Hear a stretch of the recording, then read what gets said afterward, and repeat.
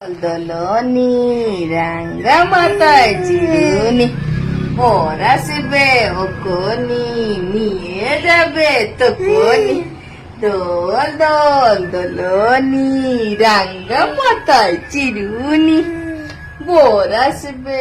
କୁମକୁମକୁ ନେଇ ମୋତେ ଏମିତି ବଞ୍ଚିବାକୁ ହବ ଏଇ କଥାଟା ଭାବିବା ପାଇଁ ମୋତେ ଦୀର୍ଘ 20 ବର୍ଷ ସମୟ ଲାଗିଗଲା।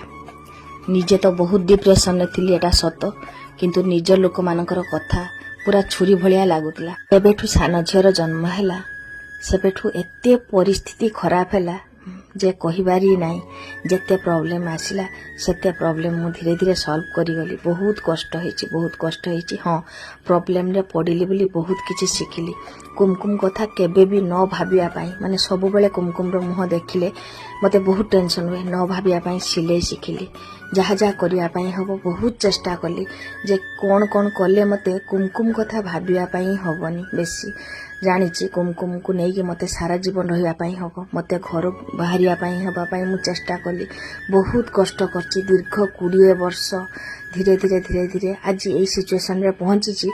ବହୁତ ଭଲ ଲାଗୁଛି। ମୁଁ ଜାଣିଛି କୁମକୁମ ମୋର, ତାକୁ ମୋତେ ନେଇକି ଚଳିବା ପାଇଁ ହେବ। ଏଇ କଥାଟା ମୁଁ ନିଜେ କେବେ ବୁଝିପାରୁନଥିଲି। ସବୁବେଳେ ଭାବୁଥିଲି କୁମକୁମ ତୁ କାହିଁକି ଜନ୍ମ ହେଇଛୁ, ତୋତେ ଦେଖିଲେ ମୋତେ ବିରକ୍ତି ଲାଗୁଛି। କିନ୍ତୁ ପରିସ୍ଥିତି ଆସିକି ଏମିତି ପହଞ୍ଚିଗଲା। ମୋତେ ଭଗବାନ ଏତେ ଶକ୍ତି ଦେଲେ, ଏତେ ବୁଝିବା ଶକ୍ତି ଦେଇଛନ୍ତି ଯେ କୁମକୁମକୁ ନେଇକି ମୋତେ କେମିତି ଚଳିବା ପାଇଁ ହେବ ମୁଁ ଧୀରେ ଧୀରେ ସବୁ କିଛି ଶିଖିଗଲି। ଏବେ ଆଉ କେବେ ବି କୁହେନି ଯେ ପିଲାମାନଙ୍କୁ ନେଇ ମୁଁ ମରିଯିବି ବୋଲି। ଦିନେ ଏମିତି ବି ସମୟ ଥିଲା ମୁଁ ଏଟା ବି ଭାବୁଥିଲି। ଏବେ ସମୟଟା ଖୁବ୍ ବି ଭଲ ଲାଗେ।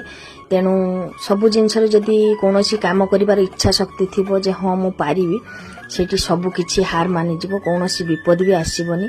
ତେଣୁ ଗୋଟିଏ କଥା କହିବି, ପ୍ରତି କଥାରେ ଯଦି ଚେଷ୍ଟା କରାଯାଏ ନିଶ୍ଚିତ ସକ୍ସେସ୍ ହେବେ, କିନ୍ତୁ ଇଚ୍ଛା ଶକ୍ତି ଥିବା ଦରକାର।